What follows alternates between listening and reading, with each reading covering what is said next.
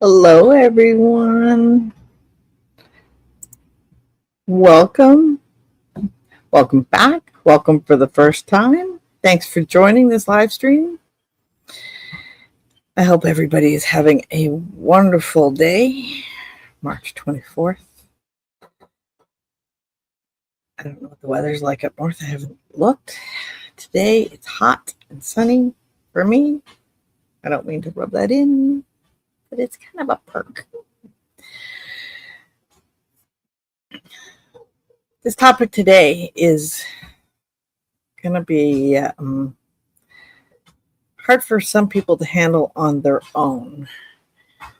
And it's about your body and how it remembers trauma and physical responses. So we always remember everything that happens to us. Our body maintains that memory. It's kind of like a ghost in the wall houses.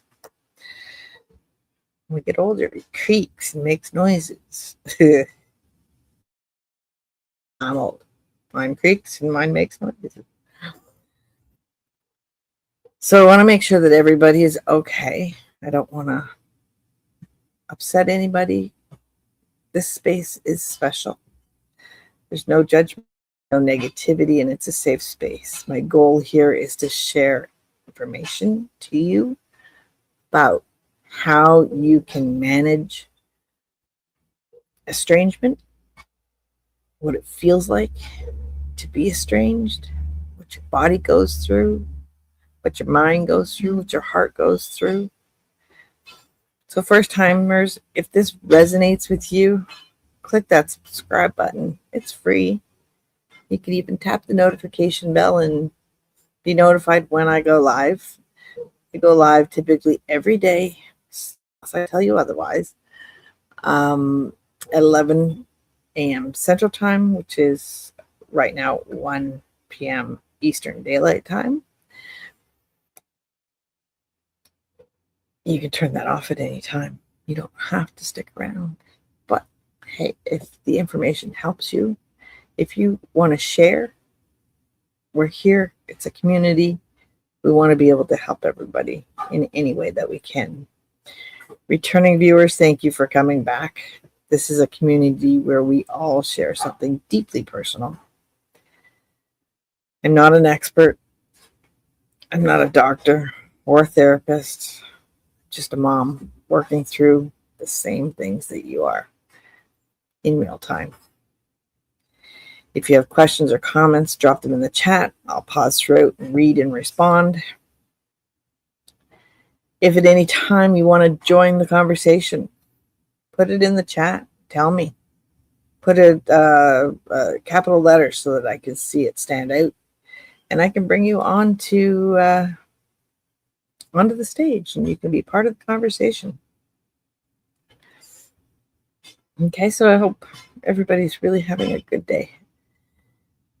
Every day is a new day and new struggles, and some days are good, some days are bad. But we hope that as we progress through the trauma, each day gets better. Today we're talking about something that most people feel but don't always understand. Your body is carrying what your mind is trying to survive. Let me say that again. Your body is carrying what your mind is trying to survive. So it works hand in hand, although your body doesn't necessarily tell you, I'm hurting, unless it's muscles or illness. But in terms of feelings, you don't always recognize the same feelings as feeling sad or feeling hurt. But you might be thinking, why am I always tired? That's a way that it can show you. Why is my stomach constantly upset? Why do I get headaches, tight shoulders, chest pressure? Ooh, light went brighter. Why do I get headaches, tight shoulders, chest pressure? For no reason. No heart disease in my family, so what's going on here? Somebody tell me. And who do you reach out to? Go to the doctor? It's not always easy. Doesn't always happen constantly. There's a reason. It's not weakness. And it's not just stress. We all have a lot of that. It's stored trauma.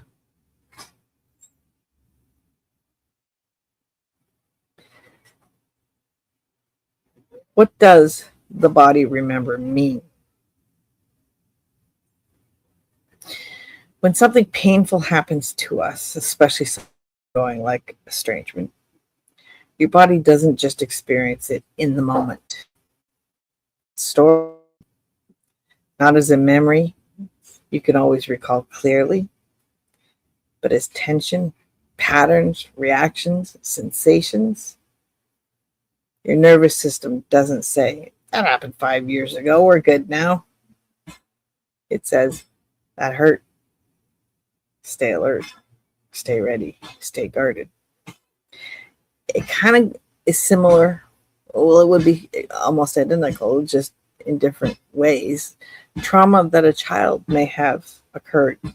We know that children absorb the most information in the first 7 to 10 years of their life.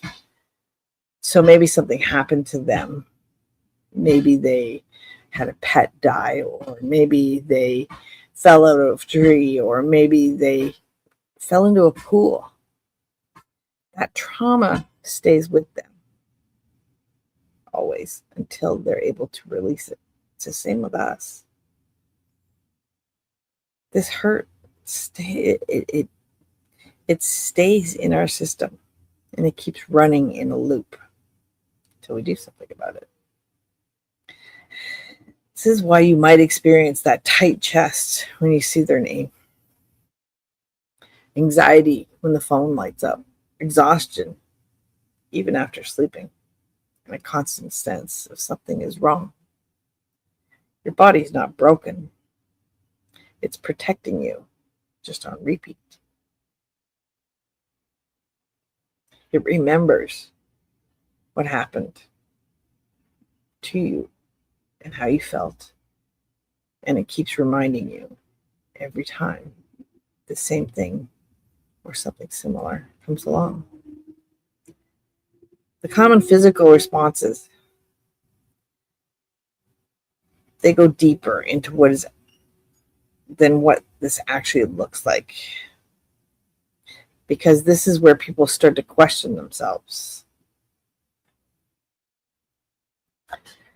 Chronic tension, shoulders tight, jaw clenched, stiff neck. Might not even notice it anymore because it's become your baseline. I always feel like this. It doesn't change. How would I know from one day to the next?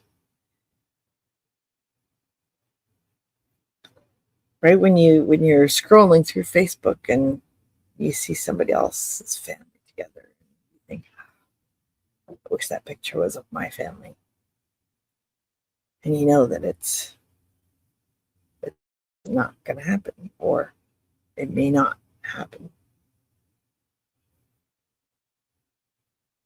Right? Or the fact that you missed doing it when they were teenagers, or, well, maybe not teenagers, or like young adults in their 20s.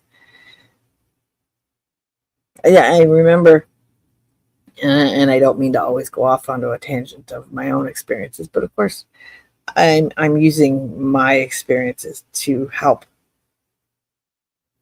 what I think applies to this. And if you don't like it, please let me know, and I will refrain from that. But I wanted to get family pictures. You know how you see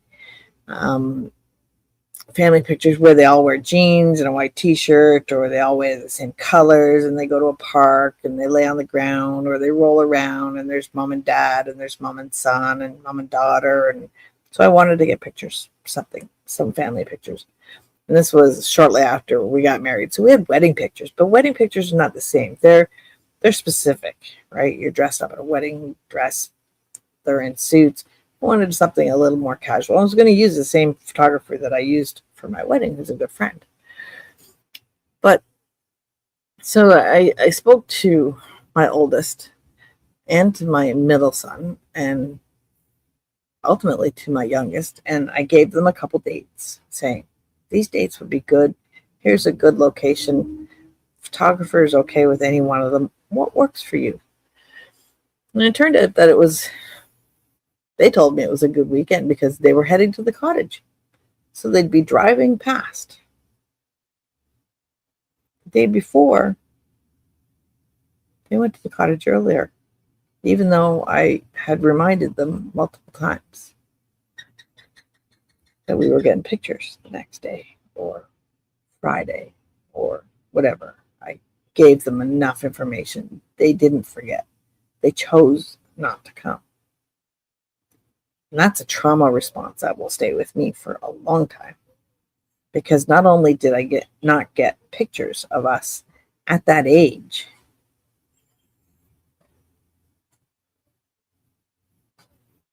they cheated me out of a memory. Well, that's how I feel.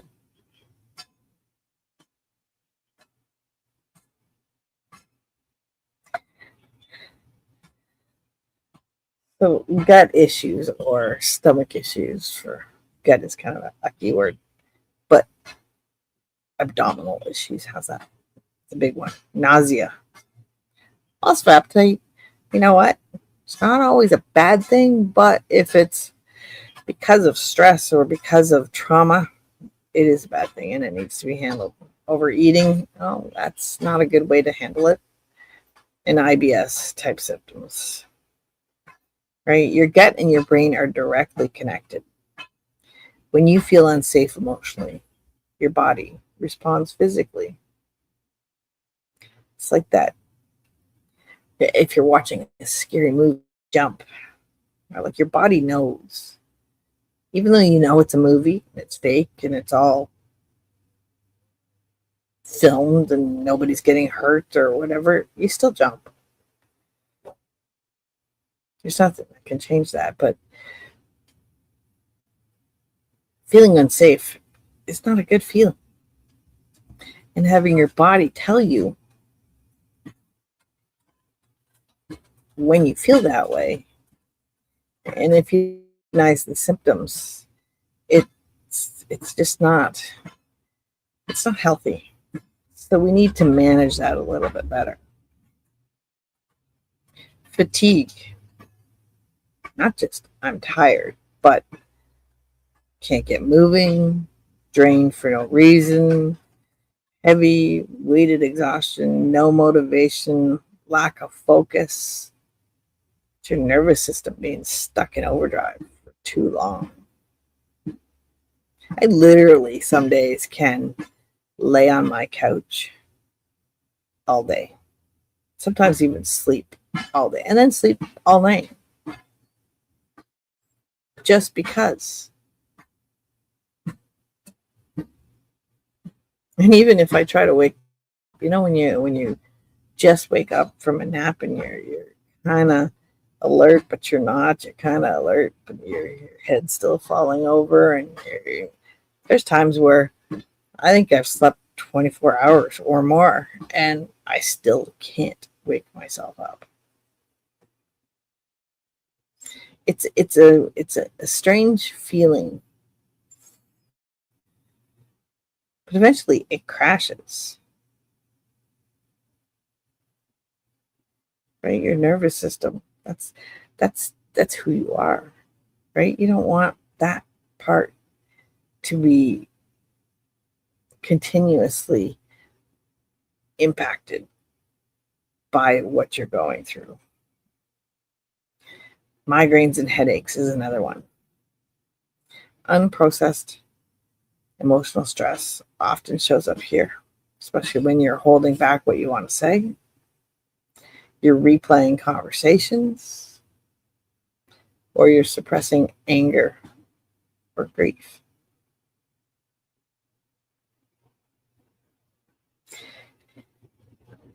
I think I've only ever had one migraine in my life, but the odd headache I do get. I think the extra sleep that I get makes sure that I don't get the headaches. But Chronic stress state is another one most people live in without realizing it. You're always waiting. Now, for me, waiting, like I told you in one of my earlier sessions, I never reached the line that handed out patience. I don't have any. So add this on top of it, my patience is non existent. So waiting, the words, in a minute, in an hour, tomorrow, next week, next month, next year, hate it. Totally hate it. And those that know me, if they haven't gotten the message yet, then they don't care. And yeah, it might be my own expectations because I don't have any patience. But I think I'm worth anticipating a phone call, scanning, recalling everything that's happened to you, everything you've said, everything they've said, everything you've heard, everything you've seen, thinking, what if? What if I didn't say that? What if they didn't say that? What if I didn't do this? What if they didn't do that? We replay these things over and over and over again in every situation because there's more than one. It's not just one. It happened, right? Estrangement is something that builds and then it blows up, right? So it's coming and it's coming and it's coming. And then all of a sudden, no more. Some people can recover from it. Some people can move forward, let it go, move forward. Other people can't. Other people have to live with the trauma and the physical responses that our body is holding on to. Maybe it's because we don't know how to resolve it. Maybe it's because we don't want to. We're afraid that if we stop feeling the way we feel, we've somehow said they don't matter. That's not, because you're important enough to matter and that your health is good. Your body doesn't feel safe enough to just relax. If you've ever done hypnosis, if you're into yoga or anything, or meditation, I know on YouTube there are so many variations of hypnosis, and you have to be hypnosis and meditation. There's both, right? Like sometimes I'll go to sleep with my in and sleep to a hypnotherapist. So there's one that I like. Her name's Tansy Forrest, and it's about a train ride to the library. I forget, it's a magical library or something, but it is an incredible, relaxing story. And her voice, she's Irish, I think Irish or Scottish. She's got an accent. And when she talks, it's so calming and soothing, and you're knocked out pretty quickly with the hypnosis, but it keeps playing in your head, so it allows you to dream about what she's talking about. And I'm pretty sure that the thing just goes on repeat, but there's 8 hours, 4 hours, 2 hours. You can go for as long as you want, but I've woken up and spoke to the person in my head because they'd been in my head for so long while I slept. So clearly my brain is feeling safe enough to talk to those in my head. It's the people on the outside that it doesn't feel so safe with.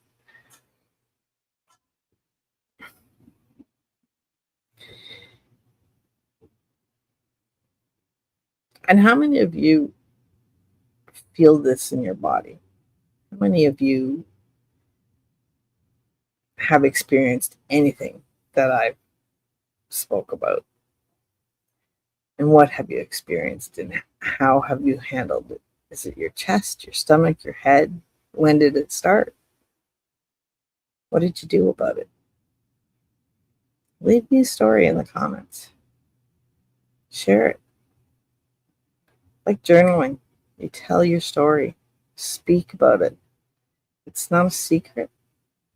You may not want to tell your local crew,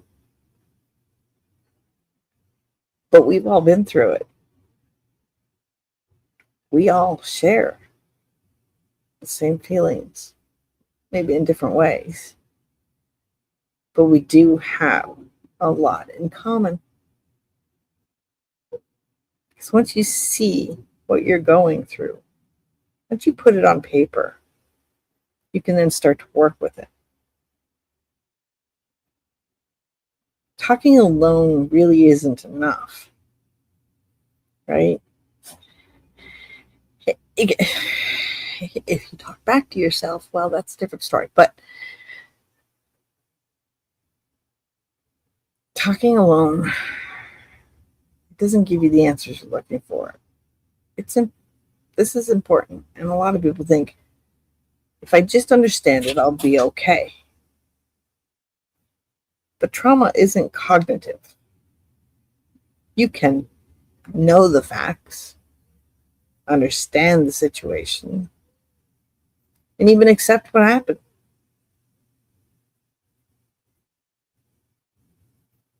But your body's still going to react because at the moment of impact, it stored that trauma and those physical responses. It doesn't process through the logic that your brain can. It processes through sensation and safety.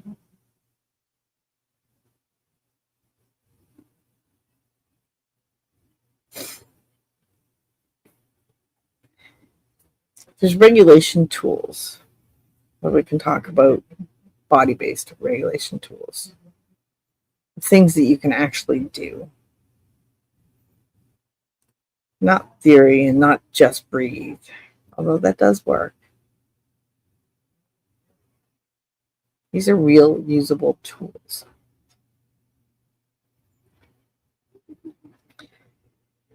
Now, I think I've said before that I'm not religious, but I am spiritual. But they kind of go hand in hand, right? Because we believe in something. We believe in something bigger than ourselves. And the earth is the base of all of that. So if you ground your body, ground your mind, ground everything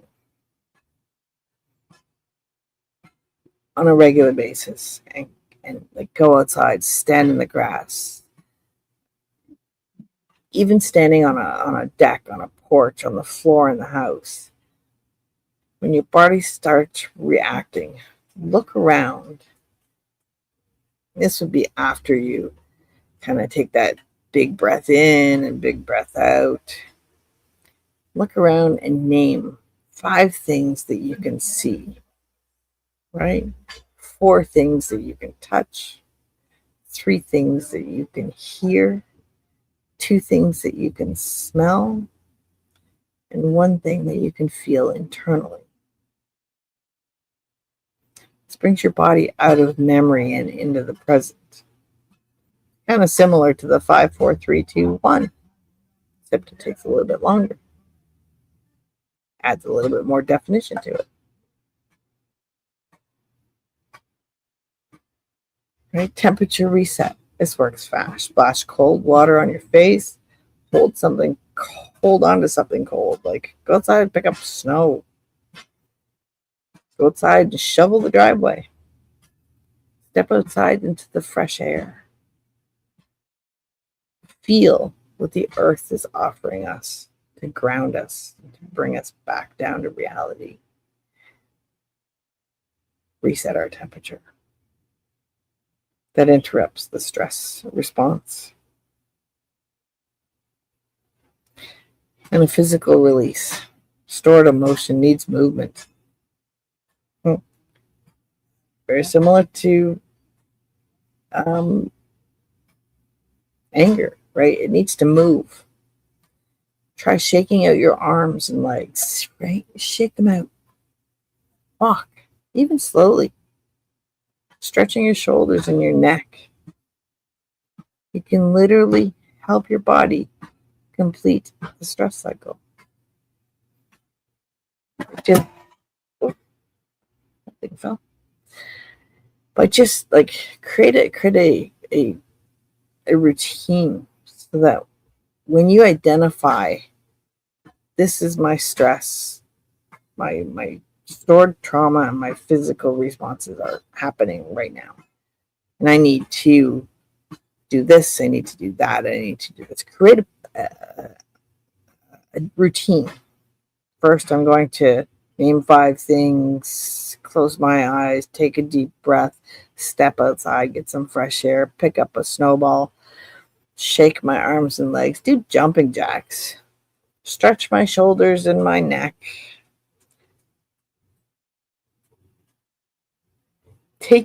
Remove yourself from, oh, I got hiccups now. Wow. Take yourself away from that stress. Purposely remove your body from that stress. Hand to body contact. Place your hand on your chest or on your stomach and just stay there. No pressure to fix anything. This just tells your body you're not alone. Curl up with a big body pillow. Or your dog. Dogs, pets, best stress reliever in the world, especially if they let you. I have an older dog. Unless she wants to be cuddled, you'll get your head bit off. But the rest, I have 4. The rest of them, they love all the attention they can get, and they'll give it right back. So you can get that attention. You can feel the love. And that will also help with that stored trauma and the physical responses that you're feeling. Controlled breathing. Talked about this a minute ago. Inhale slowly and exhale longer than the inhale. The longer exhale signals safety.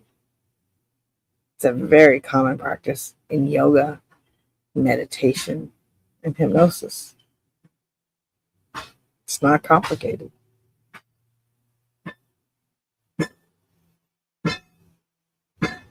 Give it a name. Name what you're feeling. Out loud if you want, or you can. This is grief. This is anger. This is fear. This is frustration. This is me being lazy because I can't get my butt off the couch because I'm just not motivated. When you name it, your body stops trying to figure it out alone. You're telling your body what it is. Then tell your body it doesn't need to feel that way anymore. Yeah, okay, grief. We all grieve differently. There's different ways for us to go through it. But when you give it to, let's say it's the 5 stages of grief, you've gone through denial. So I'm feeling this way because of denial. I'm not in denial. I accept what's happened. I understand what's happened. Talk yourself through it. Next, your anger. So process that anger. Move it through your system. Walk, push it to anywhere so that it's moving and it's not staying. Using your breathing exercises, using grounding exercises, and walking and throwing things out into a field or yelling at the top of your lungs. That's anger. Yes, I'm angry. Yes, this isn't what I wanted, but I can't change it. The anger isn't serving me anymore. Or fear. But did you know that fear and excitement give your body the exact same physical responses. So let's say you're going to do a TED talk. You're getting ready to go on stage and you're going to do a TED talk. You get the sweaty pits, the butterflies in your tummy. You're feeling like you're going to throw up. Not sure if you're going to remember everything. You feel the fear, but if you turn it around and you tell your body, you tell your mind, I'm so excited to do this. I'm going to remember everything. My stomach, you know what? Cut it out. Stop it. We'll be fine. Talk to yourself and let it know that you can do this. You can get through every single step. Because if it wasn't meant for you to go through, you wouldn't be going through it. There are lessons that we are being taught from our higher powers, and we need to learn those lessons. Maybe we didn't learn them in the last thing. Maybe they need to be reiterated again. Maybe there's just something about estrangement that women need to face, and men. Men face things a little bit differently. They more internalize and compartmentalize more, whereas women, it's all on our face, all outside. Not many of us can compartmentalize like a man can. Ignore it. Hope that it goes away.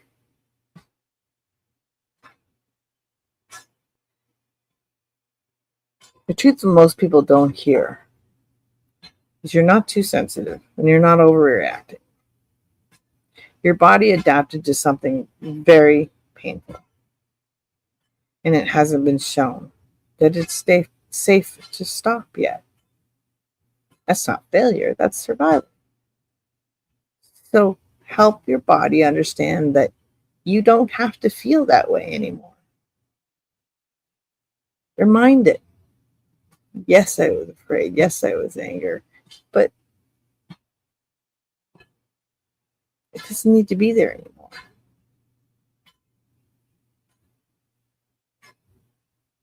There's so many different stages that we go through. And, it's like I used to call it, I called it merry-go-round at one point. And I'll tell you another story, because while this was getting to the major blow, well, this was just after the blow up stage. This is the crash and burn part of my story, one of them. And I had two songs that I listened to all the time. They made me feel I don't know what they made me feel, but they resonated with me, and I listened to them on repeat over and over and over again. And I was so angry one night that I went into my office/craft room,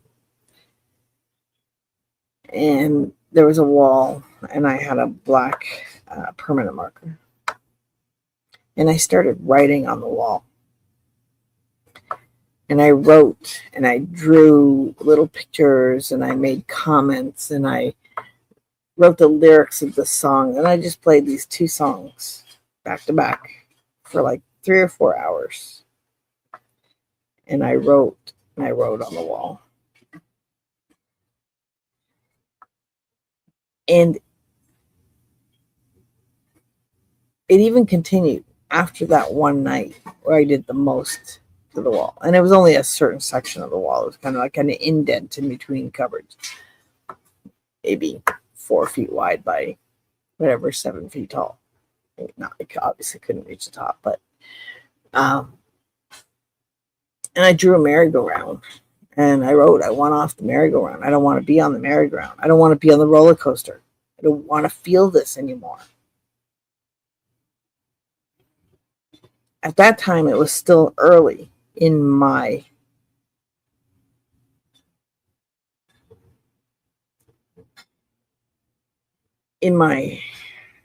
I guess, crash in the impact. I was still dealing with them leaving. I was still in denial, maybe, and anger, kind of a combination of both, and depression, major depression.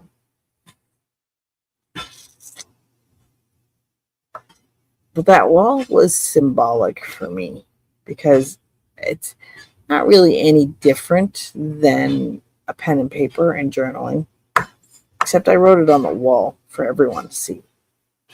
Anybody that came in my house, they saw it so that they could see where I was, where I felt, why I felt.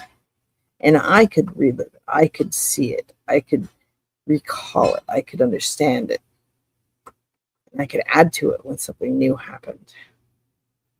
And I'm not saying go right on your dining room wall, but getting it out of your system is so important. And it could take years. It's not something that's going to happen overnight, especially if you're in that cycle where the kids come back and then they leave again and they come back and you're still kind of hoping for the best, but knowing that it's not going to happen. You're still surviving. So am I. We all are. And you know what? We'll probably be in survival mode to some degree for the rest of our life. Because even if they do come back, there's always going to be a part of us that wonders, will they do it again? That's what estrangement feels like. And only those that have been through it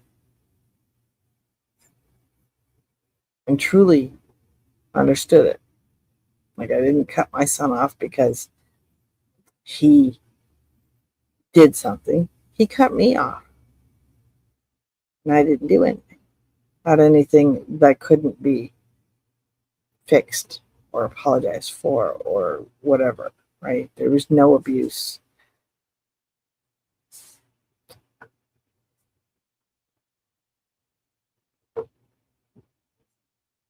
If you take one thing from today, let it be this.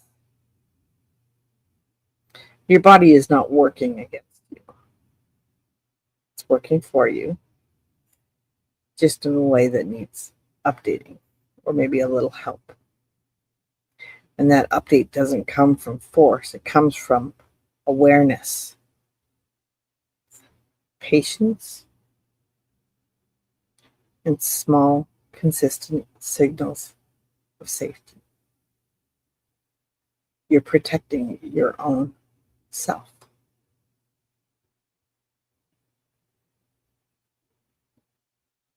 Tomorrow's session, we're going to keep going on this. It's about reconnecting with yourself and learning how to feel safe again. Because once you understand what your body is doing, the next step is learning how to live with it again without fear.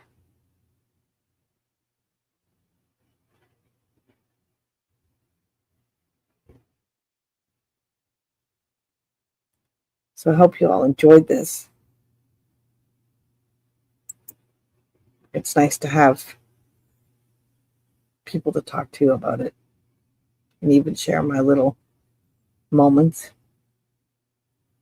We do live stream every day. I have topics that we're going to talk about from here until probably June, maybe longer. Maybe I'll start again and start the topics over again because everybody gets to a certain point and then we kind of forget where we were, where we've come from, where we are now, how we got here. So I'm here every day at 11 o'clock unless I tell you otherwise. Subscribe, Turn on the notifications and it'll come up in your feed on YouTube. 11 o'clock Central Time, 1 o'clock Eastern. And the whole point is to figure out, what does estrangement look like? Exploring our reality. It's our new reality. We have a Facebook group. If you look for @ what does estrangement look like, you'll find it. You look for the logo.